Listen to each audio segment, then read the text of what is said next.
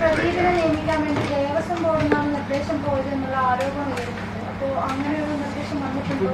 ഇല്ല, അതിപ്പോ ആദ്യം കുറ്റമല്ല, ആദ്യം നല്ലൊരു വക്കീലായിരുന്നുകൊണ്ട് വെച്ചതാണ്. അപ്പൊ അങ്ങനെ വെച്ചപ്പോഴാണ് ഇങ്ങനെയുള്ള അലിഗേഷൻ വന്നത്. ഒരു കാര്യം മനസ്സിലാക്കേണ്ടത്, നിങ്ങൾക്കറിയാം, ഒരു ക്രിമിനൽ ലോയറിനെ സംബന്ധിച്ചു ഏത് കേസ് ഏൽപ്പിക്കുന്ന ആ കേസ് വാദിക്കും. ഇപ്പൊ പിണറായി വിജയന് വേണ്ടി വാദിച്ച ഒരാള് നാളെ VD സതീശന് വേണ്ടി വാദിക്കാൻ വന്നാൽ ആരുടെ കേസാണ് ഏറ്റെടുത്തിട്ടുള്ള ആ കക്ഷിയോടെ എത്തിപ്പോകും.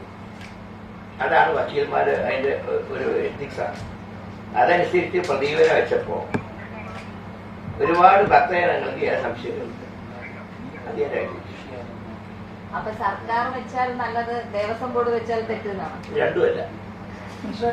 സർക്കാർ വെക്കുന്ന ഞങ്ങൾ അത് അങ്ങനെ ഒരു ഫീലിംഗ് ജനങ്ങൾക്ക് ഉണ്ടായപ്പോ അദ്ദേഹം പ്രതിക്ക് വേണ്ടി വാദിച്ച ആളാണ്.